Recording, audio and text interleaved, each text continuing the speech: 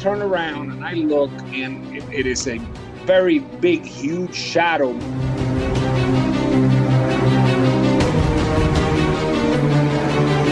Full moon, I could see the face, I could see the eye. They're not red.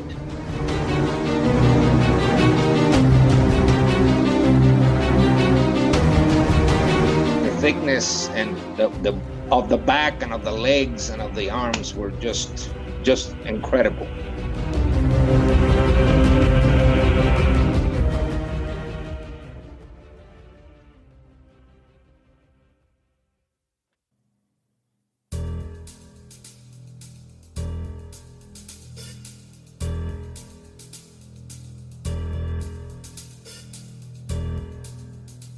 This is the Cryptic Creatures Podcast. I am Brian, and with me as always is my co-host Todd. What's going on, buddy? Hey man, how you doing?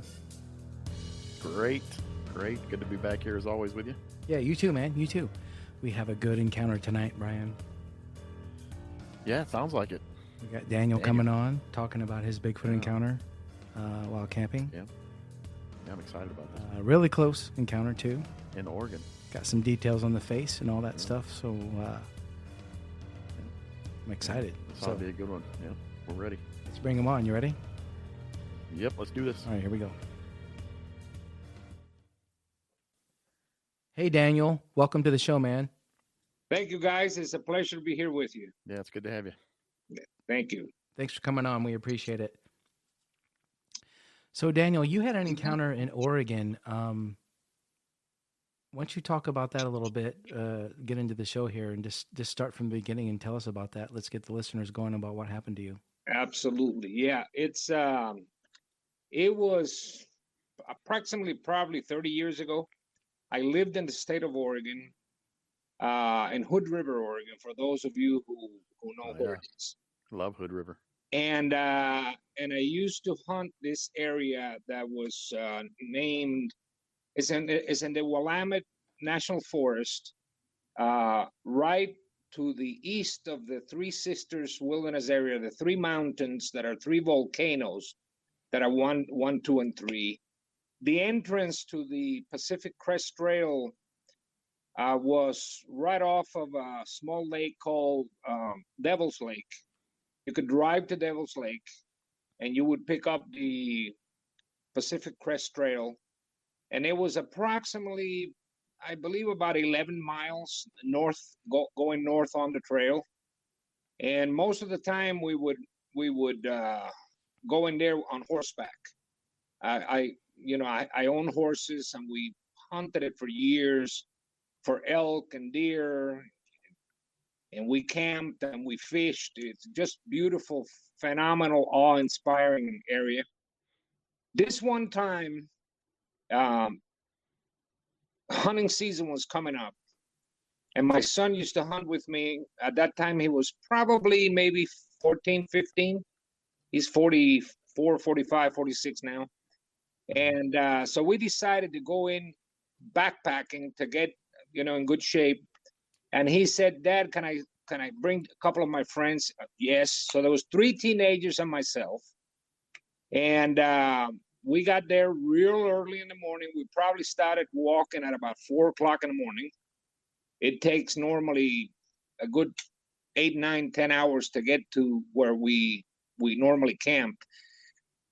We chose to use a 3-walled cabin that the Forest Service puts in there every certain amount of miles, just in case you get caught in a snowstorm. So we got there, and it was a backpack. So we had a light, thin-walled nylon tent, and we set it up.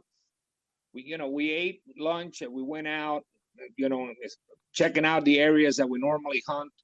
It was plenty of game.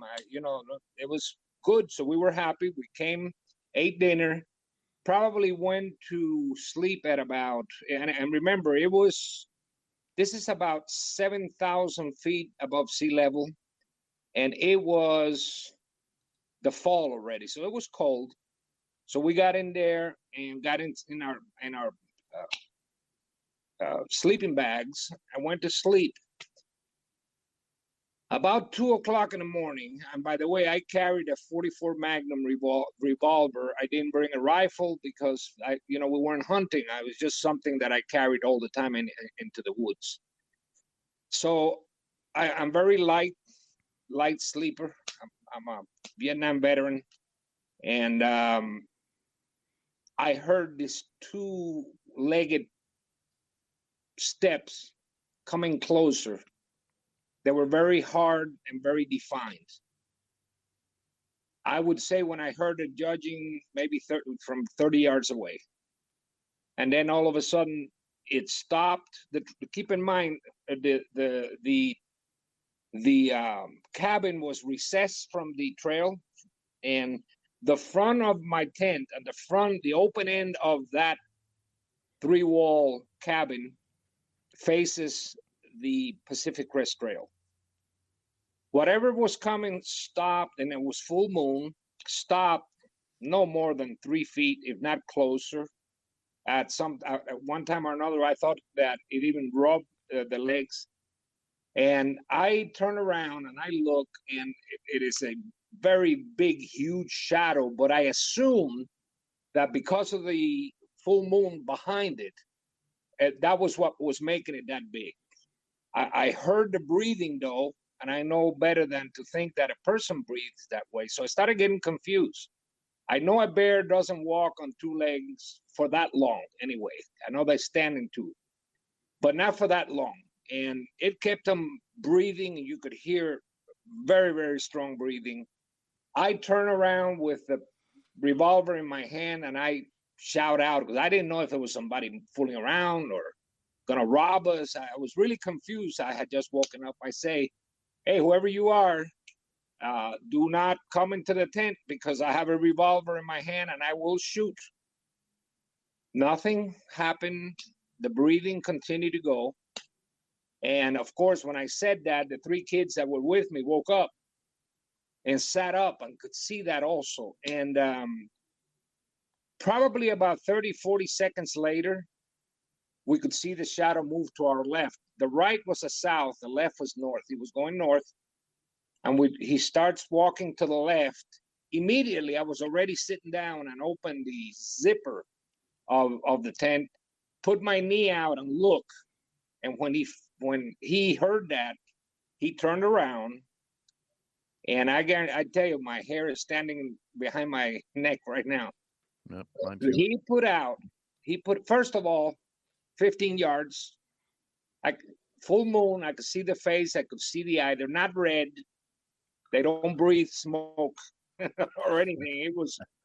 It was what I consider to be a mammal that hasn't been completely discovered. This is my opinion. Some other people differ and they think they go whatever. But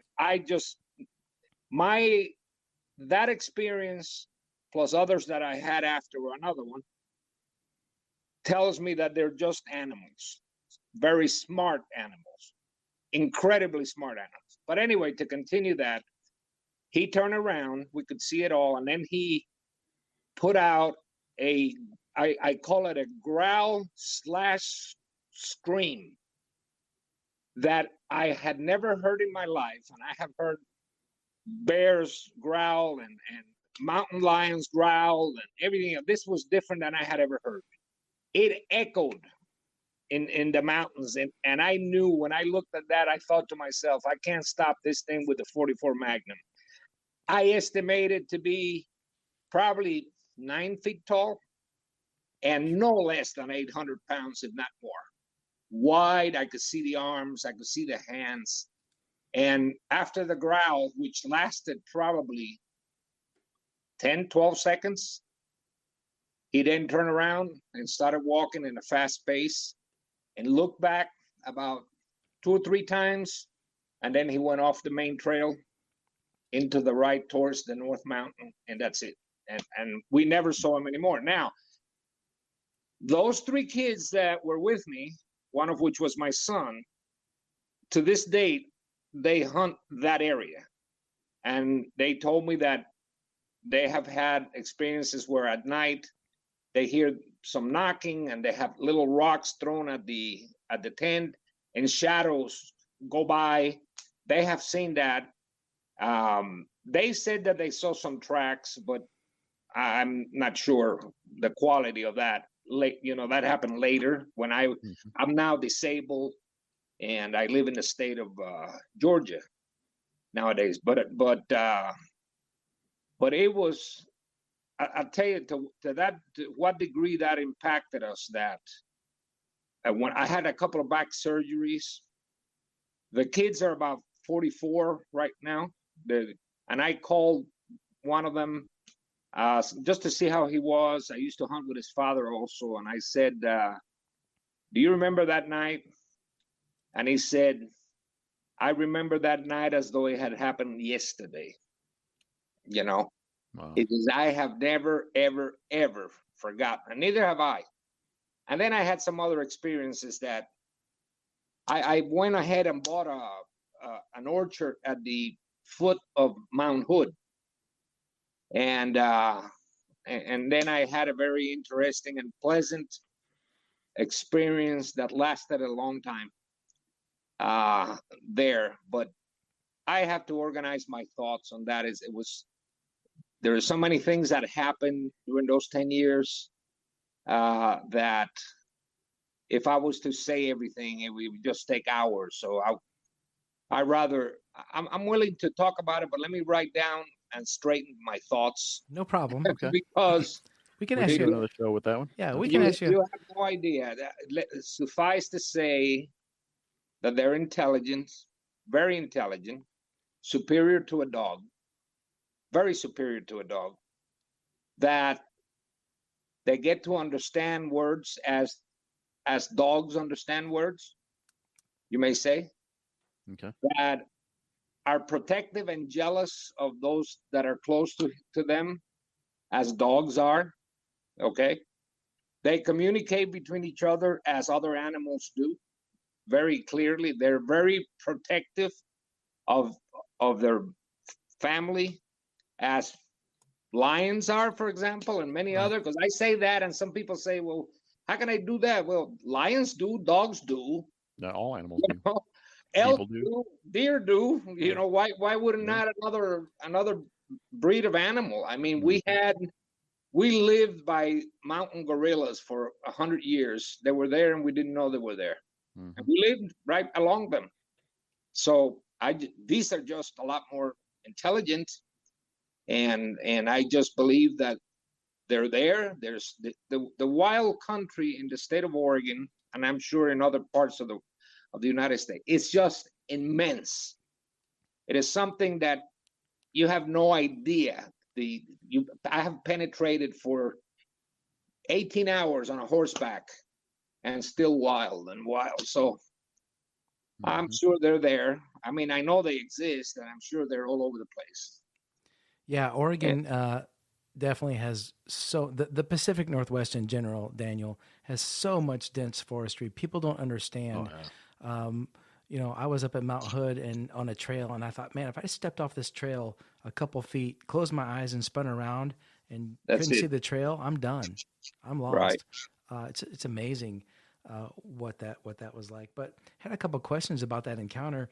Sure. How close were you, do you think, to that creature at the closest point? Well, at the closest point, the zipper of my tent was closed, was shut, and I thought I saw his leg touch my tent, but I estimated it to be a foot or two. And It was just too big of a shadow to be able to judge, and everything was yeah, happening. Mhm. But when I opened the zipper and we looked out, it was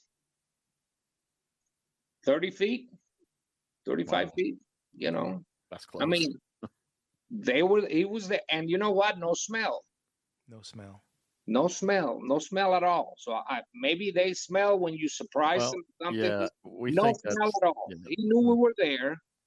He didn't mean if he wanted to hurt us, he could have hurt us so easy. I yeah. mean, and he knew we were there. He stopped. I don't know for what. He didn't bother us other than, you Just know, wondering what you were doing there. yeah, just wondering what we were doing, I guess. And Mhm. he kept on his merry way.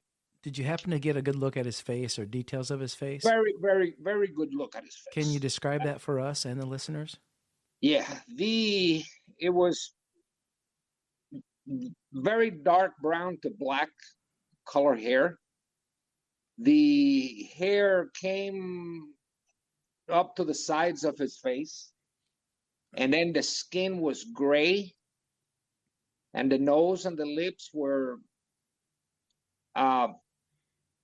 just very defined. You know, that's it. His hands had no hair, at least in the palm of their hands had no hair. And standing, they would go probably a foot below the knee, or maybe 8 inches below the knee, in a standing position, very long arms. Wow. And the thickness and the of the back and of the legs and of the arms were just incredible. Keep in mind that we had an opportunity to see him close like that, maybe, I don't know, 30 seconds, maybe 20. He just turned around and screamed that way and growled, and I took it as him saying, "You stay there and don't follow me." That's what I took it as. You know, it was like that. He walked and looked back like the Gremlin film. You know how she looked back like that? Well, that's what he looked back. And this must have been a male because it was huge. I was going to ask you, why do you call him he? Huh? Why do you say it was a he? Because of the size, or? Yeah, because of the size. Because of the size, and I thought I saw some organs. There was definitely no breast. Mm-hmm. It was just massive. You know, I mean massive. Yeah. So I don't know. There might be a female like that, but I doubt it.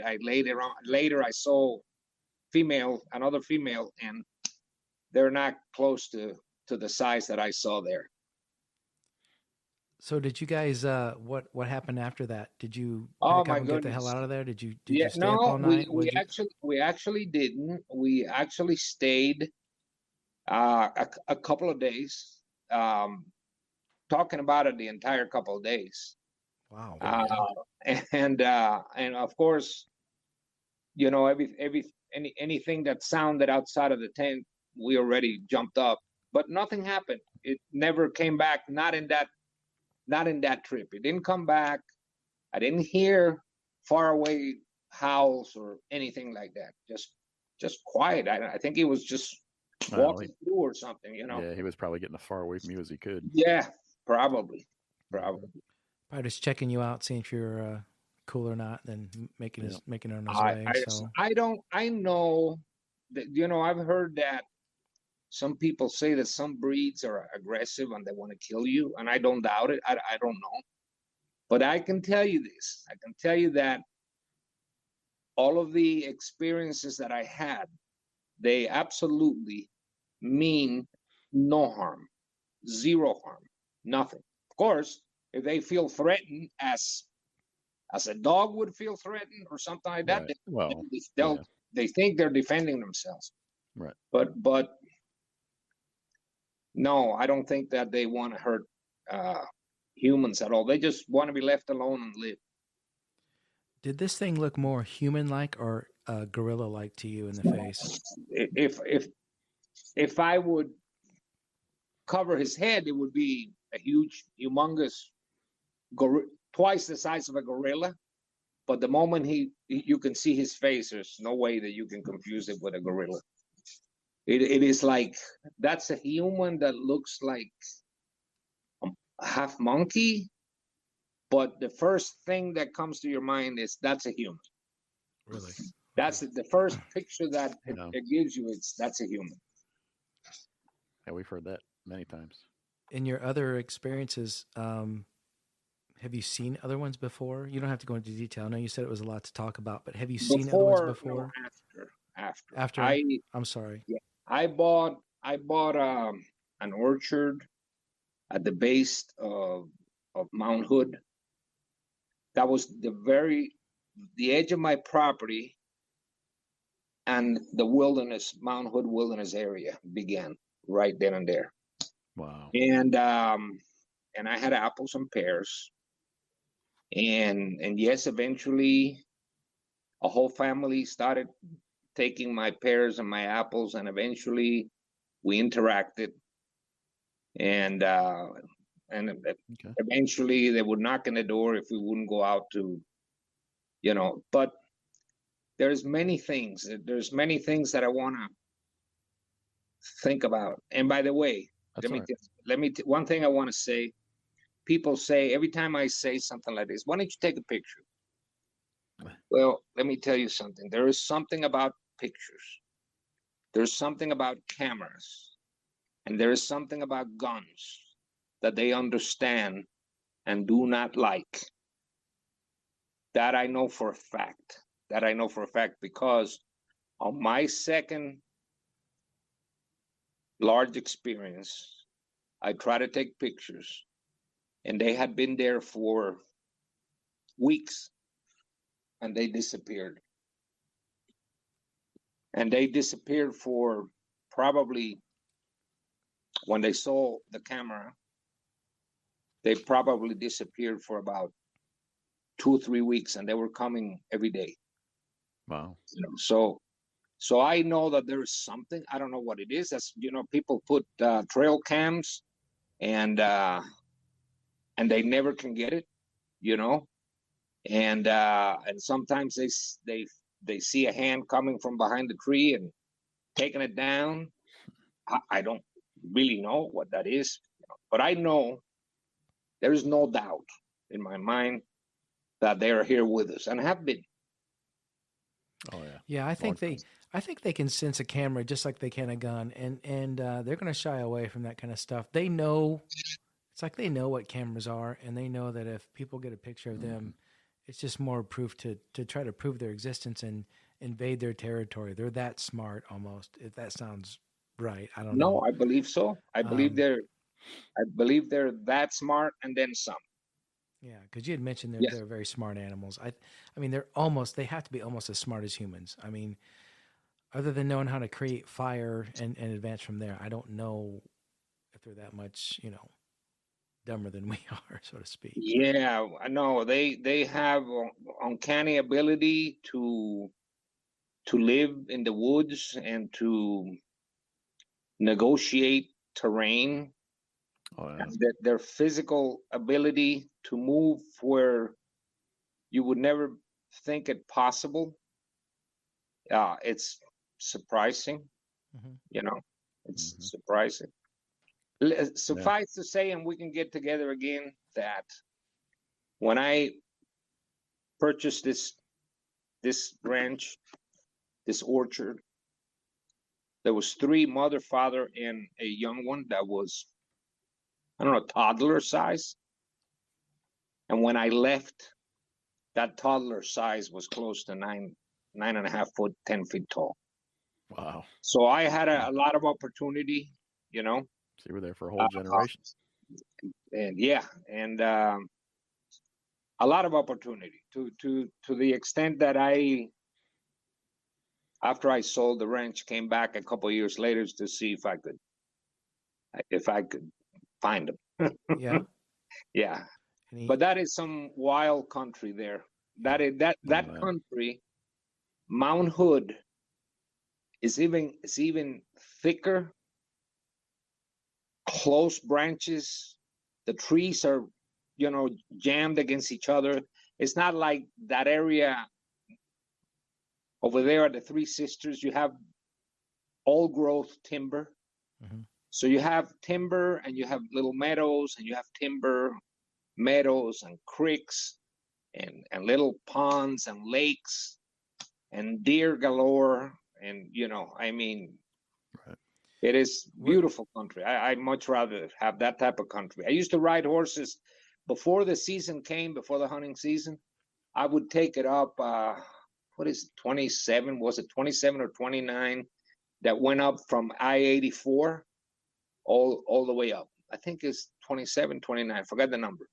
But there was a place I could pull off with my trailer there, and then get on my horses, and we would ride into Mount Hood, just to get him in shape, because there's a lot of work for the horses once we're hunting, so, Right.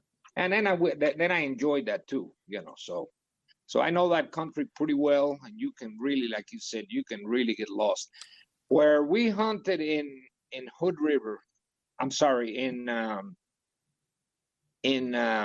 Three Sister Wilderness area. If you take it up north from Devil's Lake, there is a moment where the Pacific Crest Trail splits. One half of it, or one takes off further east and closer to the mountains and travels about 5 miles, and then the bottom one keeps on going, and they meet over there again, right? So I felt comfortable there because you couldn't get lost there, because once you were hunting that area, unless a snowstorm came in, you would just walk in one direction and run into a trail, Mm-hmm. So that's the area that we hunted all the time. It was like probably, I don't know, maybe 1,000, 1,500 acres of enclosed by the trail area that was very, very nice. Okay. Yeah, Brian and I are looking to come out there pretty soon and do an excursion. We kind of thought about the Mount Hood area, but it sounds like that's maybe the place to be. I don't know. What do you think about that? Look, I used to, by the way, when I was a young man, before I bought my orchard, I used to cut timber, and I cut timber after Mount St. Helen went off. The timber that was down, I got in all that country, and that is all Bigfoot country. That's just north of the Columbia River. All of that area. And but if I was looking today, I would go to that area in the foothills of the Three Sisters Wilderness area. I mean, it is so remote, and there's so much water, and there's so much ponds and fish and deer, that it's just an ideal place for them to live very comfortably. There is a place called, and I was looking for it because I wanted to let you guys know, it's called Indian Holes. It's called Indian Holes. And Indian Holes is, if you were walking north on the trail and you passed that spot where the three-wall timber is, and you kept on going, there's a trail going to the left, which would be west, and downhill, and you would go down there, and it is absolutely impossible that they're not there. Yeah. There's tons of activity in the Pacific Northwest, especially yes. Washington and Oregon. So Washington and Oregon, yes. It used to be that if you said what I say now, they would think you were crazy. But it's like I made a comment there. Never been to a shrink. I've never had any mental issues. I've never had any problem. I'm a retired mechanical engineer. It's not like I'm fooled by things that are not, that are not real. Right. So before you had your first encounter, Daniel, did you ever believe in Bigfoot? Did you think Bigfoot was real? I neither did nor didn't. I heard some comments. They were, as a matter of fact, those kids had told me something about it, and I said, "Oh yeah." I mean, I thought it. I've always thought that it could be, but that day, I knew that there was no doubt, absolutely no doubt. What do you think Bigfoot is?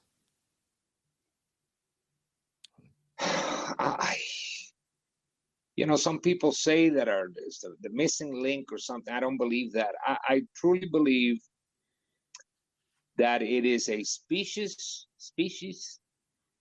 The Cuban come out of me there. That's fine. Species, species of animal not completely discovered. You do know that Washington already has it in the list of, protected lists, and they have acknowledged it. You know that, right? I've heard that. Yes. Yeah, we saw something like that. Yep. Yeah, You yeah, can't. they You they don't have go it out and there. shoot a Bigfoot in Washington, or you'll get in trouble. Yeah, Right.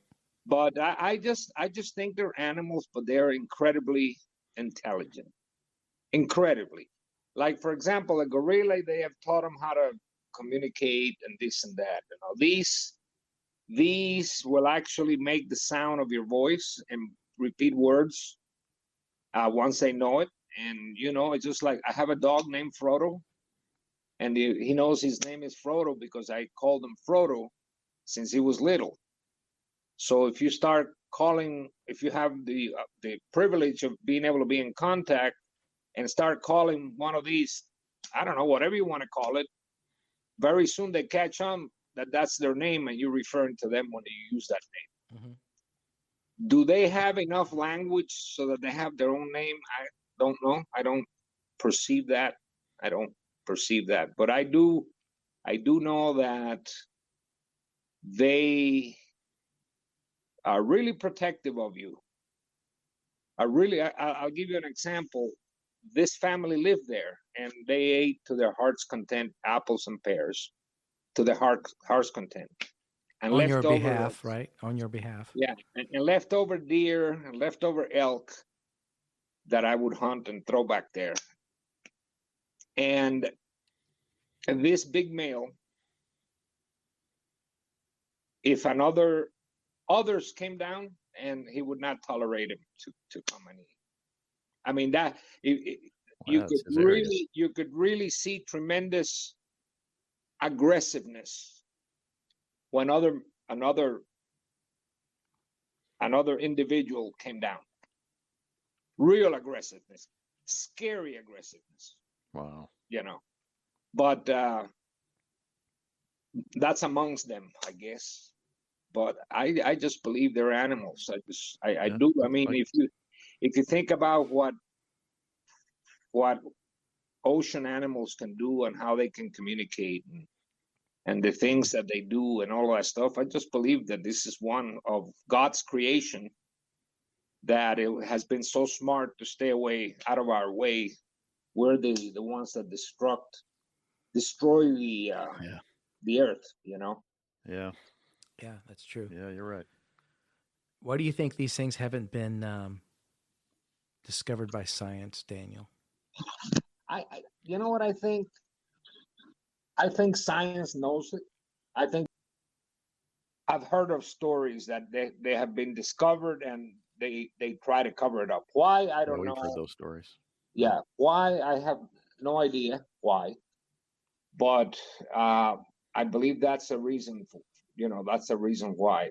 But why can't you catch them that easy is because they're very smart.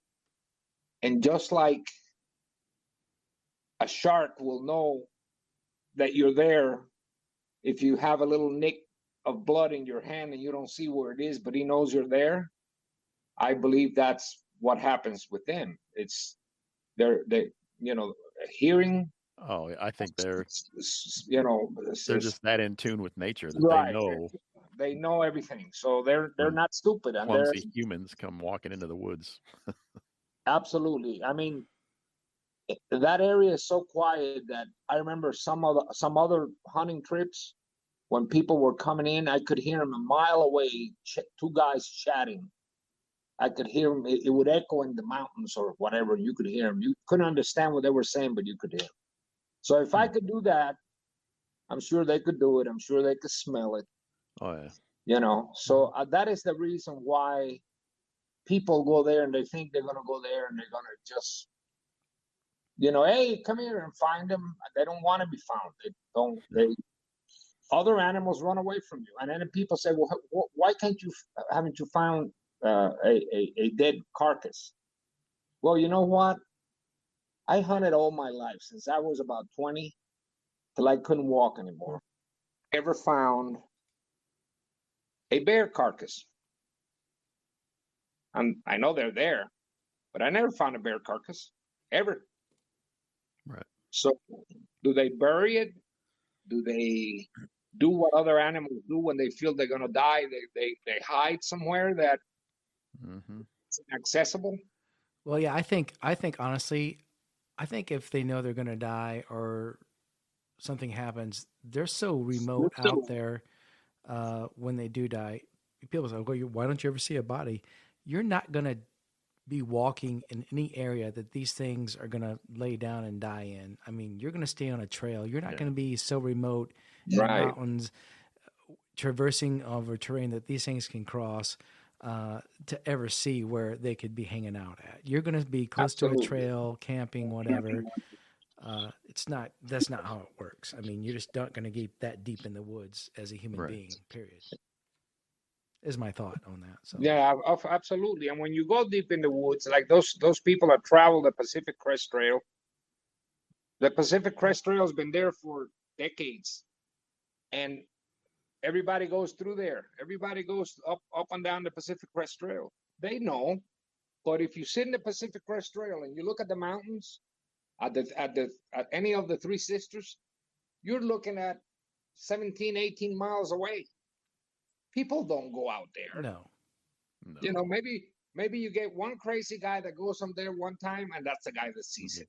Once in a great while, yeah. Yes, that's it. and then he dies of something because he's trying to climb a mountain and he's not prepared, or something happens to him. So you never hear about it again. So Absolutely, yes. yeah, they can get so remote that people don't understand. You know, Oh, Oregon has some remote stuff. Remote. I also, which I never saw at all there, but I also hunted another area called the River of No Return Wilderness Area, which is close to the Idaho side, you know, over there.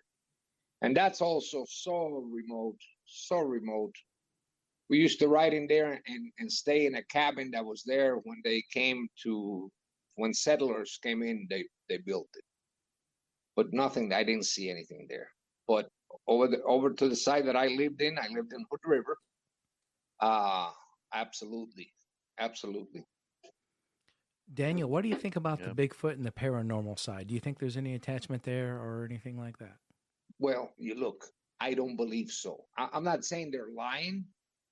I'm not saying they're lying, but I never perceived a connection to the paranormal, a connection to the aliens, a sliding from one world to another world or disappearing. Nothing like that.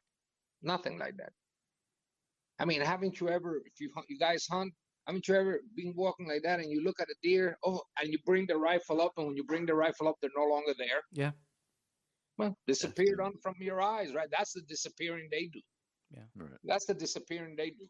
I don't believe they disappear and they go to another. It's my belief. I don't criticize those who do, but it's my belief that they're very flesh and blood, you know? Have you ever Right. seen any kind of weird lights or orbs? No, You know, that connection kind of thing. Nothing No, like that in your experiences in your years you in know, the orchard. I've seen videos of, you know, but I haven't. I haven't seen. I think that now we're getting into the religious side. I believe in God and in the Bible, okay? And the Bible does speak about supernatural spiritual beings. Right. So I believe those exist. And what I believe is that some of these people are confusing one thing with the other. I mean, in the Bible, you know, the demons appear and demons this and that, whatever, putting it aside for religious purposes. But as far as the Bigfoot is concerned, I think they're flesh and blood, nothing, nothing out of the ordinary, spiritual with them at all. My opinion. Okay. Yeah. Well, I That mean, makes sense. we just Yeah. talk about everything because people talk about the whole spectrum of what is Bigfoot, what is Yeah, Sasquatch. so we try to cover it all. Get Of your opinion course, on that. of But course. If I was an able man today, I would go in there again. You do it again? You want to see one again? I would go. Yeah, I would go in there again. I don't fear it. I don't fear it. I respect it. I respect them, but I don't fear them. Well, that's what we're hoping to do here in a month or so. So Yeah, Yes. definitely. Yeah, well, that's good, man. That's great. I mean, that if you continue, are you gonna go on the Pacific Crest Trail, I or you don't don't. know where you're gonna go? we I'm don't not know sure yet. where we're gonna Yeah, go. we're gonna be in eastern and western Oregon, so we got to kind of find the spot that works best for So we us. have to. I never. Western Oregon on the other side of the Cascades is so thick that I never hunted that area much. I went elk hunting one time, and there's a lot of elk there. But I like this side because it's just such a perfectly wonderful hunting, camping, fishing country, Right. When you're walking and you're looking at these lakes and you're looking at these meadows and the green, and then you're looking at these trees and these clumps of trees and things like that. That area there is fantastic. It's what they call God's country, Daniel. That's what It's they God's say. country. Right. Yeah, for sure. Another area that they say that they have seen him is there's a hill called I believe it's Jackrabbit Hill over between La Grande and Pendleton. Mm-hmm. That's where we're going. That's Oh, where we're gonna okay. be. So you We'll go be in Pendleton, Pendleton, and yeah. then you keep on going on 84, and you start climbing that mountain there, and you get to La Grande. Oh, jeez, that's paradise. That's just Brian, you drove that phenomenal. drive, didn't you, Brian? Did you not drive that? Uh-huh. Make that drive one I time? told you I went up there. Mm-hmm. Yeah. Yep. It's beautiful up there. Oh, it's just it is incredible. It is just absolutely fantastic. There's been a lot of sightings there too. We've seen too as well. So There's a lot of We've heard sightings it. there too. on the map. So yeah, we're Yeah, kind of you're going a little further south and a little further east, but they're there because they're down to California. right. Now they're really all over the place. There's just more of them in that Oregon and Washington area. And it's my opinion, and I think Canada too. Mhm. Oh, You know. yeah. Mm-hmm. How many people you But, think see these But things? yeah, that's a wonderful country. Daniel, how many people you think see these things and don't report it? Don't report it. You know what I mean? I think many. I think many. When things went real bad at one time, I lived in Florida. There was no place to work as an engineer. There was no jobs anyway, whatever. And I drove an 18-wheeler for a while. And they have orientation days. And there was this one fellow there that wanted to tell me something because we're talking about the woods and whatever. And I said, man, are you talking about Bigfoot? And he looked at me like, don't think I'm crazy. I said, no. I know it's true. And he went on to tell me, and he was in Mississippi or Louisiana or something. He says he was driving with his car, and he saw this thing coming in the same way, and they even stopped, and it walked right by the car. This is what he told me. I didn't see that. It walked right by the car, Wow. and just then went into the wood. So and he wouldn't tell anybody. He told me because I told him that I had an experience. Yeah. So I believe there's many people that Yeah. don't. I mean, we didn't. We would speak among ourselves. My son and the two guys that were there that are grown men with kids and all that. We would talk about it, but we wouldn't talk to anybody. They would think you would be crazy. They would, Oh yeah. I work for Garrett Air Research, making decisions on airplane components. So this guy thinks it's Bigfoot. Oh, Right. get him out of here. He's gonna get us killed. Right. Right. I don't blame you, gotta man. Be careful. How many years was it after the encounter that you finally told somebody besides your boys? Actually, the very first time I told somebody was about a year and a half ago when I posted that post that I put in there. Really? Wow. I mean, I had told my wife, and I had told my children, and my sister believes that her husband is an unbeliever. And you know, but he's closed-minded then. Huh? Then he's closed-minded. He's a professor, but let me tell you, he's a college let me being very careful not to say anything. Sure. He's a professor in a college in California. Okay. So you can imagine. Yeah. You can imagine the Say rest. no more. Yeah, say no more. There you go. There you go. Exactly there. He follows the rules. He would argue with me and say, that was somebody dressed that had a recording. I said, I was 8 hours from the parking lot. Who in the world would start walking to see if they find somebody when there were other people camped down there by the cars, you know? Right. No, but he doesn't believe. He believes in Biden. He believes in him, Right. but he doesn't believe in that. But he doesn't believe in Bigfoot. Right. Yeah, he doesn't believe in Bigfoot. Well, that's why we're doing this show, and that's why we had you come on and tell your story, so people can hear this and can convince people that, hey, you know, this stuff's going on. Absolutely. And All Daniel, they have to do is just open their eyes and their minds, and they'll get it. Right. Well, we appreciate you coming on and telling that, man, and talking to us. Yeah, we do. Hey, it was a privilege. You're very, very welcome. All right. It was a lot of fun. I hope we can get you back on and hear the rest of your. Yeah, let me organize my thoughts on that because that one, I know it's a lot. Yes. I know it's a lot to talk about, and probably a lot you don't want to share. Not only that, it's my wives and my kids involved, and right. And it's just too many things, and I need to know what things to isolate and what things, you know. We understand. Okay. Well, you let us know when you're ready, and we'll definitely be happy to hear it. All righty. It's been a pleasure meeting you guys. You too, care. bud. Take care. Daniel. We'll talk Take soon. care of yourself. See you, bud. All righty. Bye-bye now. Bye.